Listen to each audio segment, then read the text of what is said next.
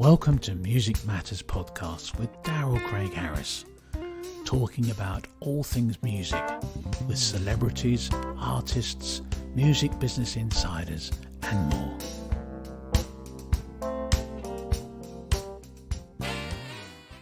William Goldstein, how are you doing today? Great to see you. It's great to be seen.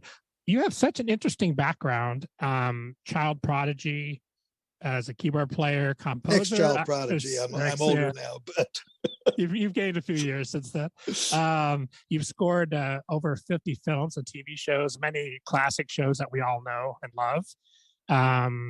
You are very well known for your 3-note instant compositions. And that's something we're definitely going to talk about. And you're going to give us a demonstration, which I'm excited about. So tell me your background. How did you originally get started as a piano player? What was your first entree into music? Well, it's a really interesting question. And it's really an out-of-the-box story because I grew up in a non-musical family. There was no piano in the home, but God provides. And my folks were in the hotel business. And during the summer, we lived in the summer hotel on the beach at Belmar, New Jersey. And there was a piano in the ballroom. And so they tell me little Billy, when he was 3, 4, started going into the ballroom and, and trying things out. And I imagine it was a rather sophisticated guest at the summer hotel who asked, "What are you doing with this kid?" And my parents didn't give any satisfactory answer because I was not taking piano lessons from anybody and nothing was happening. So next thing I know, it's arranged for me to be at Columbia University when I'm 9, interviewed at Teachers College by a Professor Raymond Burroughs, who was the leading piano pedagogue of the day. There used to be these elementary read piano books for beginners. It said Thompson or Burroughs on them. Right. He was the Burroughs. And he gave my mother all kinds of great advice. The obvious advice, well, take him across the street, put him in Juilliard. But we lived an hour and a half outside of the city and New Jersey, and my mother was not going to send me to live with a family. In the old days, they'd send the kid off to live with a family in Berlin or St. Petersburg or someplace. Right, yeah. But that wasn't happening. And then he said, okay, well, what about just once a week? The prep division, bring them up on Saturday. Well, my folks were Orthodox Jews and they weren't going anywhere on the Sabbath. But Burroughs was undeterred. He said, what about a Monday, a Tuesday, a Wednesday? I'll find him a teacher. And my mom had, my younger brother was 3 at the time, and she just didn't think she could do that, And so the end of this interview with Burroughs, my mom asks, well, I'd like to do these things, but it's not practical for us. And will we harm his chances of development if we don't do this? And honestly, this is one of my earliest childhood memories, but what Burroughs said to her still sticks with me. He said, it would be like trying to stop the river heading towards the sea. He will continue to develop and grow. And when he gets to a point where he needs a teacher, he'll find one. And basically that's kind of what happened. But I never took piano lessons. I took trumpet up in high school so I could, or in middle school, to play with the band, and, gradually learned how to read and write. And then I became a composition major and, do all my own orchestrations and pioneered electronic music. I don't know. Yeah, but that's the early beginning. Yeah, that's actually, the lesson thing is actually an interesting topic because lessons obviously are great in a lot of ways, but in some ways they can actually stifle you, depending on what you're kind of doing. But if you already had that kind of gift, you kind of went on your own path, which has worked out well. It's the big if in my life. What if my folks had listened to Burroughs? Would my originality have been crushed by being put into the pedagogical mill? Exactly. I don't know, but what's really interesting is I have a classical piano technique. Most people who develop on their own develop a jazz or pop, or I'm doing inventions in the style of Bach before I knew Bach. Right. Yeah. You know, and so I don't know where that comes from. It's enough to, you know, have a Twilight Zone moment, or actually believe that, well, Bill, yes, you were trained, but it was 200 years ago. Exactly. Yeah. And You never know. you bribed somebody to take it with you in this life. You know, I don't really know, but that's Yeah, as that good is an always explanation. that's kind of always the question with child prodigies. It's like, where did that come from? Is it, you know, you never know. It's amazing, actually. Your talent for creating an instant creation is amazing, and part of your journey has been scoring, and you've scored some really well-known classic TV shows, films. How did you get into that part of your career? Well, okay. So my first love was Broadway theater.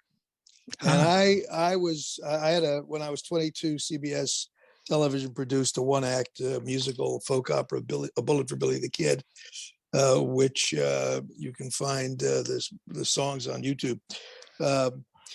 I was on a fast track, actually, and then the Vietnam War came along, and I ended up very, very lucky. I ended up as composer in residence for the United States Army Band in Washington, and wrote some great music there, including my most performed classical composition, which is a trombone concerto, which has been recorded by the principal trombonist of the New York Philharmonic and Boston Symphony, but called Colloquy, if anybody wants to check it out. But when I got out of the Army through BMI, they arranged for me to be under contract to Columbia Picture Screen Gems, which was the music publisher of the day. Carole King, Barry Mann, Cynthia Weil, Carol Bell Sager. And that's where I had my first record release, which I wrote with Sandy Linzer, who used to do a lot of stuff for the Four Seasons and whatnot. And then I got discovered by Berry Gordy. That's a good discovery. Yeah, but while I was with Columbia Pictures, I did do one movie, a small movie that starred Jackie Mason called The Stoolie.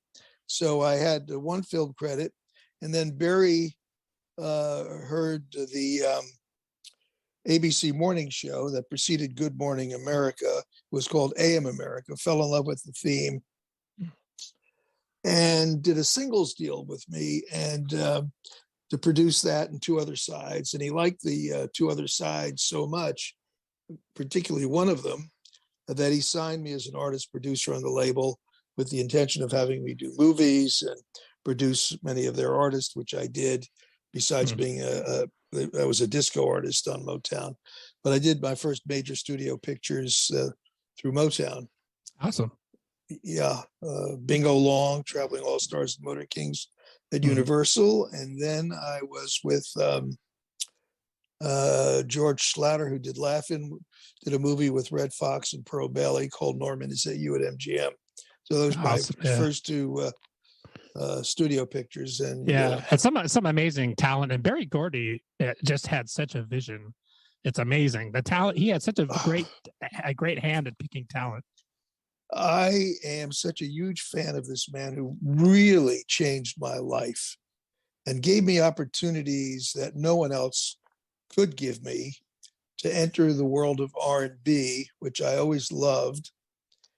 I remember when Diana Ross's record Ain't No Mountain High Enough came out. I was doing a lot of record arranging in New York, and I said to my music contractor, Artie Kaplan, I said, Artie, you got to get me on one of these, R&B things. This is a fabulous record. He said, forget it. And I said, why? He said, nobody will hire you. Why? Because you're white. Well, actually, that wasn't the thing for Barry. He didn't care about that. No, he didn't care about that. I mean, awesome. He didn't care about anything. I mean, he was the epitome of Martin Luther King's dream of a society where you're just judged by who you are, what you can offer. And he gave me incredible opportunities because beyond Motown, after Motown, I started working with Marilyn McCoo and Billy Davis and Dionne Warwick and et cetera, et cetera. So it was a really wonderful episode in my career. And then in 2009, Motown released the best of William Goldstein because people were putting my old records up on YouTube. It's amazing. And there's an event in Beverly Hills on October 1st, a Motown celebration, and they've asked me to participate and perform something. I'm not sure what they want me to do yet, but Amazing. It is amazing. It really is amazing. Yeah, and I'm very proud of that part of my life. Yeah, that's something I loved about when you see you see the film The Funk Brothers, and you see the bands that they use, the musicians, and it was like a diverse, so awesome. Yeah. Given the racial tensions in the country today, Motown was and is still a microcosm of harmony. It truly is. I mean, because the event that I'm going to participate in is being put together by Berry Gordy's sister Iris and her daughter Carla,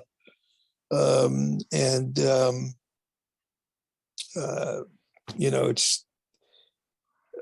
it's a really wonderful organization. So that's it's a small part of my career, but a gigantic one in a way. Oh yeah, and those are all, of course, all the names you mentioned are all legends, and it's great to be in that space where you're working with genius level folks, right? Berry Gordy being one of them, of course. Tell me about the 3-note instant compositions. How did that happen for you? Because I know it's something you're very well known for. Tell me that story. I'm well known for it now, just for about 11 years, until 10 years, until 2011, when I was invited to be president of the jury in the first competition of creating music in real time, which was put together by composer Jan Kaczmarek, who won an Oscar for Finding Neverland. And he's a Polish composer. He was living here as well as Poland. Until that event, I thought that anybody who wrote music could just create music in real time, speak the language of music in real time. Because, you know, when you look back at the 18th, 19th century, all of these really, they all did this. This was nothing unusual. And then I learned that probably outside of Keith Jarrett, there's nobody really doing this kind of stuff actively. And then I actually even got into collaborative composition, which is creating complex compositions, not just improvising with not going anywhere, creating a composition in real time. And I have about 7 albums of collaborative composition. The most recent one came out last April, called Brushstrokes, the intersection of art and music. Yeah, and it's amazing. I was checking that out, and what you guys do is just really amazing. Well, but I have to credit my dear friend Jim DePasquale, who I met when I was a composition major at Manhattan School of Music. Wonderful composer, saxophonist, did a lot of movies, played with the Chicago Symphony. Jim said, "Why don't we try to improvise a composition together?" And I said, "Jim, it's not possible. I mean, how is anybody going to know where I'm going? I don't know where I'm going, and I don't want to be distracted." Right. And, you know, I was able to do things with dancers. That was easy. I'd watch the dancer listened to me, and we had a simultaneous conversation. I'm speaking kind of riffing off each other. And, that's right. But 2 musicians, it's challenging. Yeah. I was shocked, but we did an incredible album called In the Moment, which you should check out. And there's one track particularly, well, Snowflakes is a beautiful track, but Looking for Kiji is such an intense, complex composition that none of our composer colleagues, I mean, they believe us, but they find it almost impossible to believe that we created that in one take. Right. Yes, we fixed a couple of little, mishaps, but one take. So the 3-note thing started because I must say, by the way, I recently found out that Franz Liszt used to do this at concerts. He'd have people put 3 notes on a piece of paper, put them in a hat, and pass it to the stage. He'd take something out. So I was not doing a lot of public performances because I didn't think anybody really was interested in what I was doing. I'm not a concert pianist. I don't play repertoire, and I just make up things. But I started getting asked occasionally to play at benefits, and I was always too lazy to prepare something. So I would so that's the perfect answer. I would get up. Yeah, right. So if I prepared something, then I'd wonder about whether I was going to play it correctly. So I would just get up on the stage and I would, be inspired and I'd do something. And people would say, that was wonderful. What was that? And I said, well, I just created it. Nobody believed it. So what I started doing, which got extra audience interest, and also at a fundraiser, somebody who gave mega bucks could get up, pick 3 notes for his contribution, and I create a musical portrait for the guy. And then when I started doing the 3 notes, well, everybody knew I was creating something in real time because I was taking their 3 notes and building a piece out of it. And I also discovered, well, even before the 3 notes, people would come to me and say, that really moved me. And, I didn't think it was anything special. I thought, all right, thank you. You're an overly sensitive person. But when the 3 note thing started, people would come up and I was, oh, you told my life story. I was in tears, and I should have passed out cards to different therapists that, and take a commission. But, it took me a long time to accept that is pretty much the normal response I get. There are a couple of YouTube videos, I don't know if you saw them, that were shot for a documentary that is in progress about creating in real time. But there's one called Carla Picks 3 Notes, and the other one, Annika, The Nobility of the Human Spirit, on my YouTube channel. Yeah, I watched those actually. Well, so the Carla one is interesting because I asked, it was informally done. I had 25 actors in my home. And I said to the camera guy, who was a friend, don't get me, just focus on the group and let's see what happens to them as I'm creating this piece. Right. And you see not only the person who picked the 3 notes, Carla, but the people around her start tearing up and whatnot. And then the Q&A after that is just, it's humbling for me. It is really humbling because I do not really understand the power of what I'm doing or why people are responding this way. I really don't know. Yeah, but I think it's the power of music. I mean, that's so it is. I mean, as musicians, sometimes we take that for granted. And then when you perform and people really, the connection, when they really connect with you, it's just, there's just nothing really as powerful as that, I think. Yeah, I suspect that part of the emotion comes from the awareness that you're witnessing something being created. Right. And also, since nobody's doing this sort of thing, it is truly a virginal experience for most people. And they're very, in a world where we are oversaturated with media and this, that, and the other, to have a new experience, is my guess as to why that may, that accounts. We did interview a psychologist, a PhD psychologist, who came over, picked the 3 notes, cried, had the whole experience. And then we filmed her. And, she said, I can tell you this and I can tell you that. But at the end of the day, like Freud said, a cigar is a cigar. It is what it is. You play, people cry. And then there's a very interesting guy. I'm friends with a producer who's based in Tallinn, Estonia. I've been there several times. Well, I was a guest artist at the Black Nights Festival in 2016, thanks to Ivo Felt. But I met Ivo because he had a film nominated for an Oscar, and I'm on the foreign language committee at the Academy. And we became friends, and I invited he, the producer, and his director friend on this movie called Tangerines to my home, and I did 3 note pieces. And they were amazed and impressed. So there's this interview, which will be part of the documentary, with Ivo, which we filmed in Tallinn. And he says to me, look, Bill, I spend a year or two and millions of dollars, employing hundreds of people to create something which we hope will create an emotional response from the audience. And you sit at a piano, and in 3 minutes, you have an emotional response.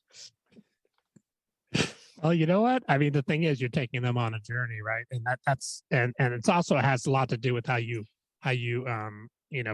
show them the process, because that's the Right. fascinating thing when they're organically seeing the process, seeing you thinking about what you're doing, that becomes very powerful. It's almost like a 4D experience, I think.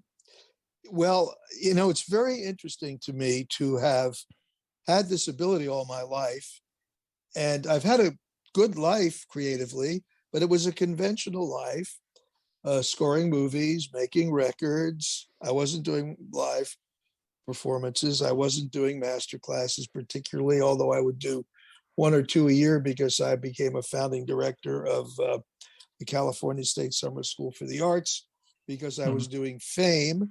And when they started putting this school together, since I was doing music for a show about kids going to a school for the arts, they figured I must have known something about arts education, the Hollywood mentality. So the producer of the show, Mel Swope, was asked to be on the board. And he said, well, if I'm going to do it, you're going to do it. So it was a happy, silly thing. And I was on the board for 30 years.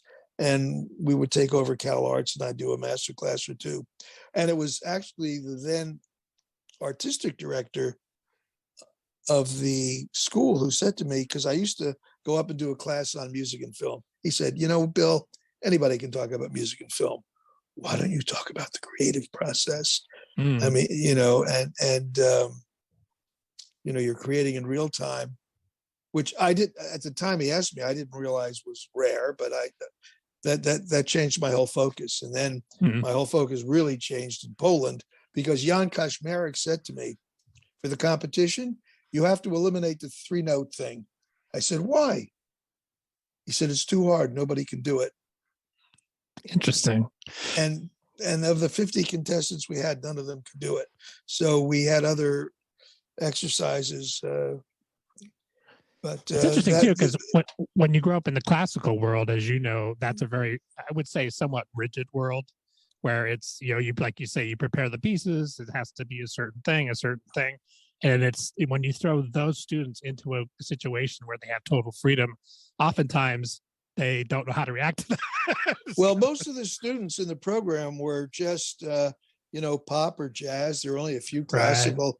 Right. But the point is, my great analogy is that my real gift is the ability to speak the language of music as easily as we all speak a spoken language.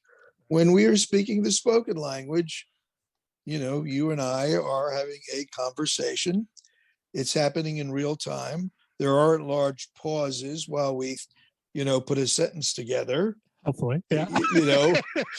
It just flows. Yeah, it's sort of like I always think of it. The analogy for me is always like surfing.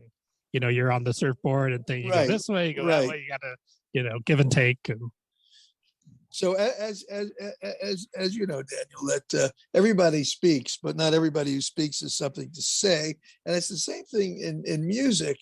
People can improvise and they can make sounds, but they can't. They don't.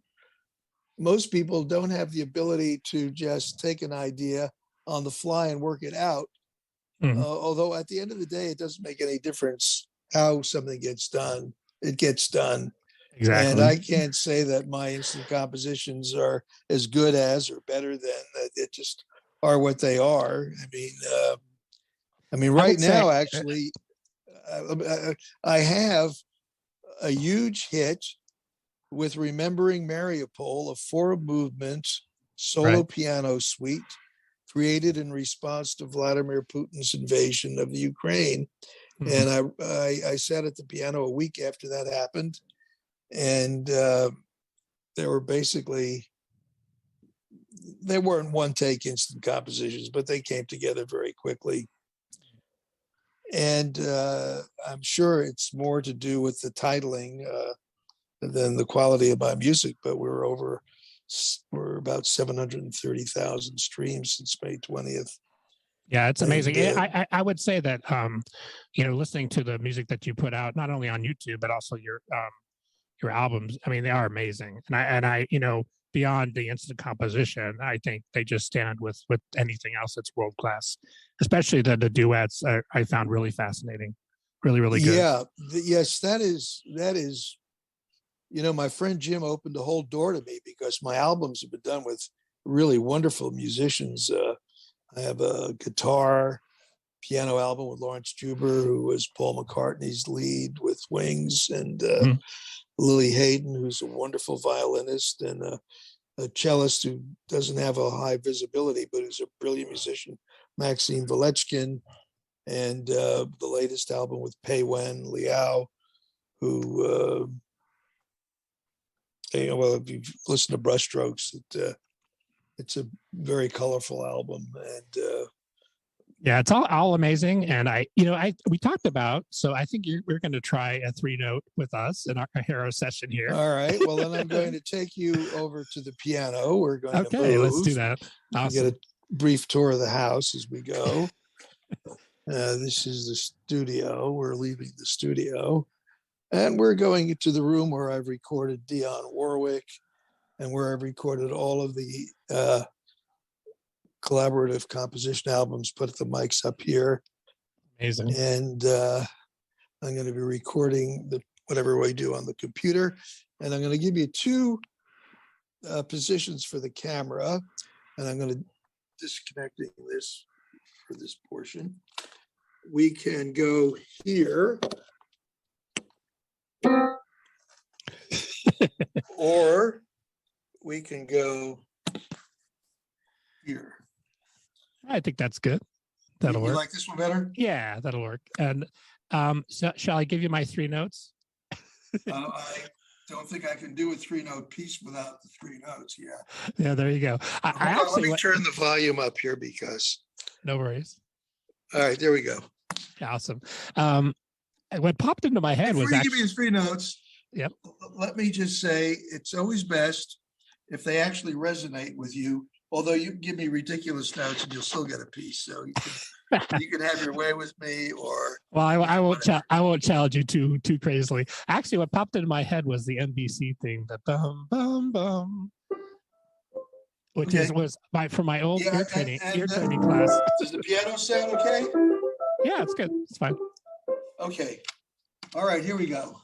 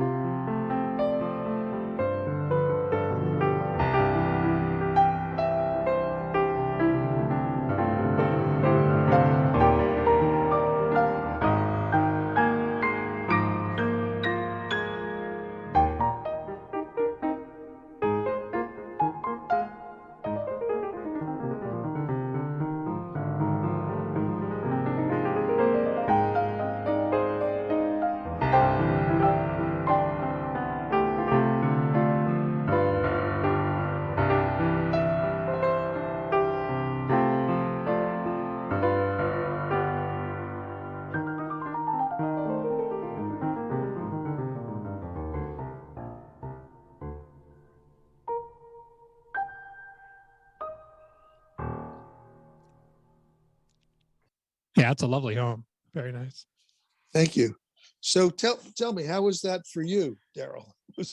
I'm always interested in people's response to this stuff. That was amazing, and I like where you take it. Like you could take the easy path on that, but you don't. You actually really challenge yourself, which I admire. As a musician, we all know there's different roads to take. Right, like, there's right. there's the safe road, and then there's the road where like, okay, I don't know. Let's see how it's gonna go. Well, what I find interesting is if somebody gives me ridiculous notes, I try to bring sanity to it. Exactly. And if they give me something very simple, then I want to explode it. So right, yeah. It gives you options. But I mean, there's definitely a genius to that. I mean, I know you're a humble man, but I admire that genius. I know it's not an easy thing to do, and it's a funny trap with. But it is. That's the thing. If you have the gift, it's a very easy thing to do. But when I do master classes, and I explain the analogy between human speech and speaking your art in real time. The message is really very simple. If you will learn the language of your art so that you have your vocabulary is really broad, and then be able to access that vocabulary in real time as you do. I mean, my big,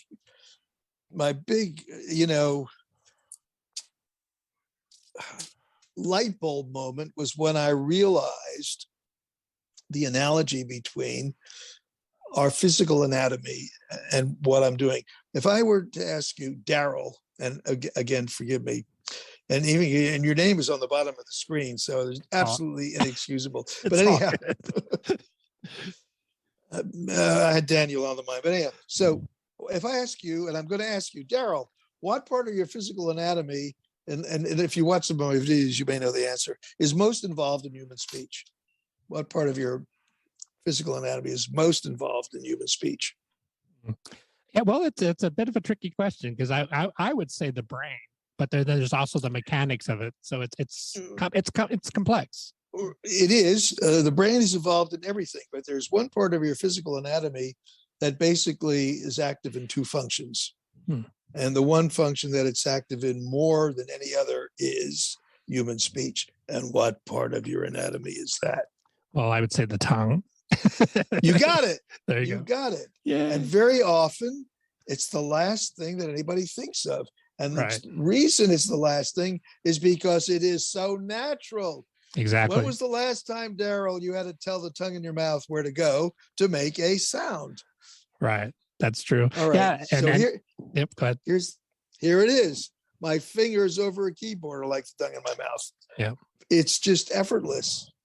It's effortless to speaking.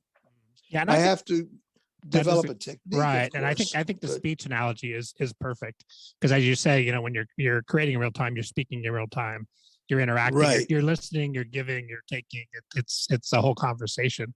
And I think that's why what you do is so powerful, because you're bringing people along on a journey, and they're part of the conversation. And that's just, the connection is so powerful, I think. It seems to be. I mean, people are moved generally. I mean, and I'm truly humbled. The more I do this, the more humbled I am, because, why, if there's a master of the universe, or I don't know how it works, but why give a guy a gift and keep it a secret from him? I mean, I've always been able to do this. I just never shared it because I didn't think it was special. And one of the points I want to make in this documentary, if it ever gets finished, is how many people are out there, not only musical gifts, any kind of thing that is so natural to them, they don't realize that they have a special ability. Right. And, lots of people have amazing abilities to do things that are just amazing. William, can you tell people, so your latest album that you just released was the Mariupol album, correct? Yeah, it's an EP. It's just 4 movements. It's about 15 minutes.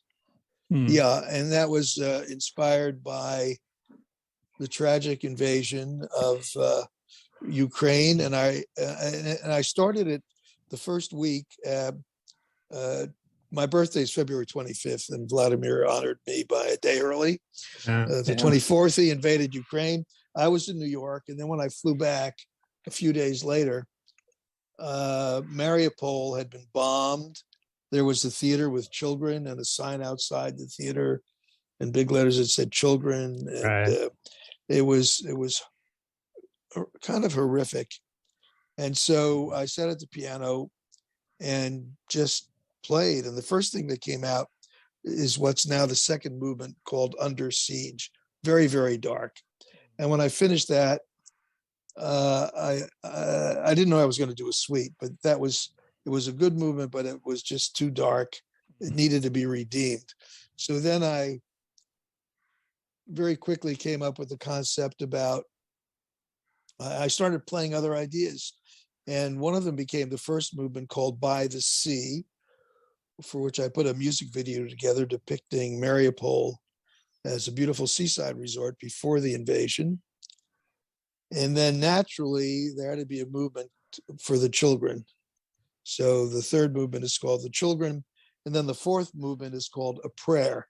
Now, the fourth movement, A Prayer, is very much inspired by a very famous Handel piece, and it's semi-original as far as I'm concerned. But my distributor, The Orchard, said, you have to decide which track you want us to pitch as a focus track to the streaming services. And for me, it was between The Children and By the Sea. And I agonized and I agonized. And I finally went with By the Sea because there was a music video already created for it. And when they went out to the streaming services pitching By the Sea, what happened was Apple Music picked A Prayer. Ah, interesting. Yeah. Well, and put it on two playlists. The big one, Piano Chill, and I started getting 10,000 streams a day, 12,000 streams a day. Wow. For 5 weeks. And then that ended, and I got on other playlists. And because there are 4 movements, The Children is on a playlist. Now I'm getting about 2,000 streams daily, or a little more. Awesome. So it's quite it is really awesome. It's I did very well with the Bach Effect. I did well with a soundtrack released in January called The Mission, which was to a score I did 30 years ago for a Disney movie.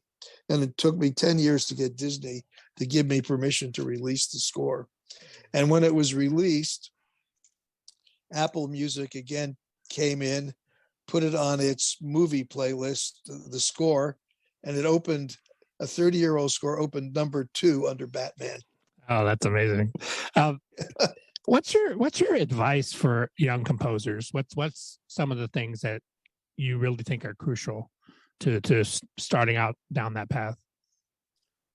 Well, it depends what your end goal is. I mean, is it to write concert music, to do movies? But I mean, the way to earn a living in music is in film or making records.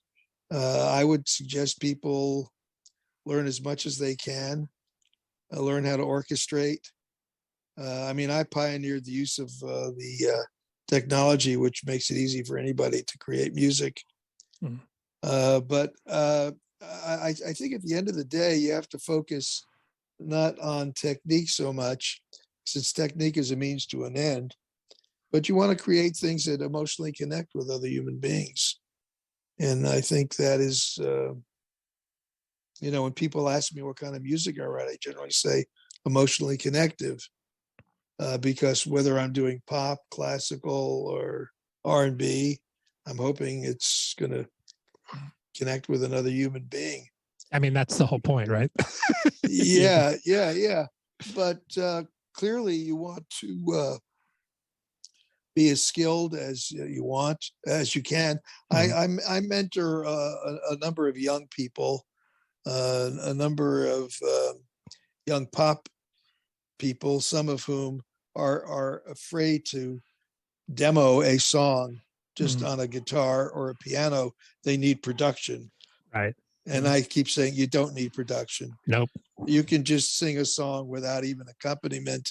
And if it's moving, or accompany yourself, learn to accompany yourself, become accomplished on at least one instrument.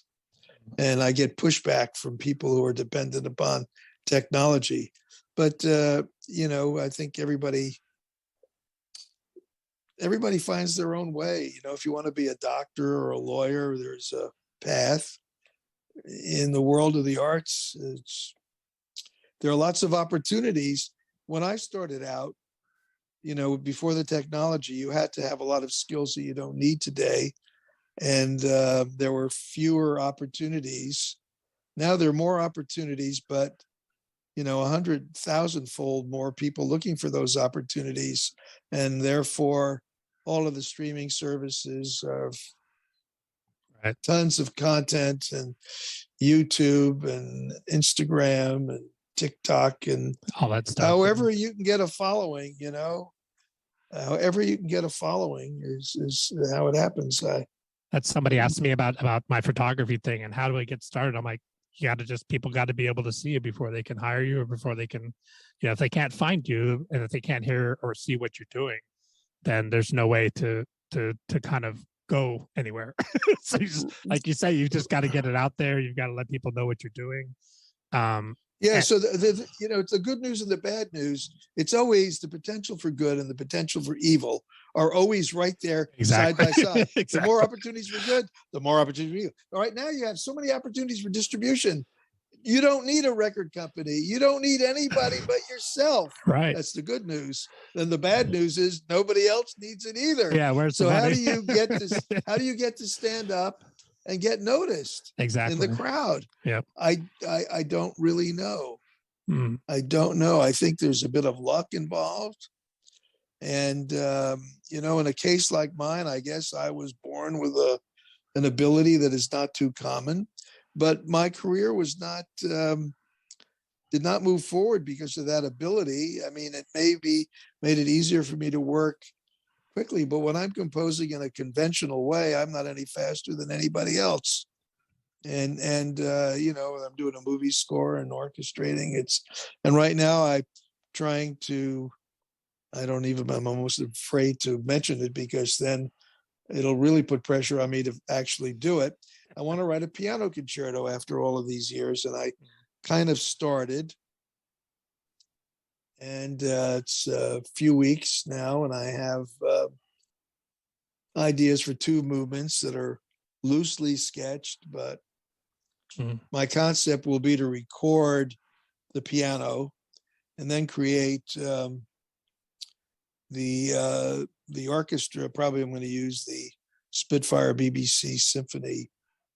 I've made an arrangement with them to move forward with their sample library, and I'm hoping this will open a door, because if I complete the piece, I will release it on my label. It'll be distributed worldwide, and it'll open a door, as I did in 1985, creating music on a computer, creating a classical symphonic composition without having to wait for the Los Angeles Philharmonic or the London Symphony. Yeah. So this may open a whole, if I can pull it off, and it's a big, big challenge, and it's a year away, if that, But well, it's amazing that you continue to create and that you still have a passion for what you do. I admire that very much. And you've had such an amazing career, a long career, and it's not over. And that's awesome. It's great that I always feel like for myself, I'm going to be going until my last day, because if you have a passion for what you do, then you can't really. Yeah. We're lucky, those of us who do have a passion. I mean, I have friends who've retired. They're not in music.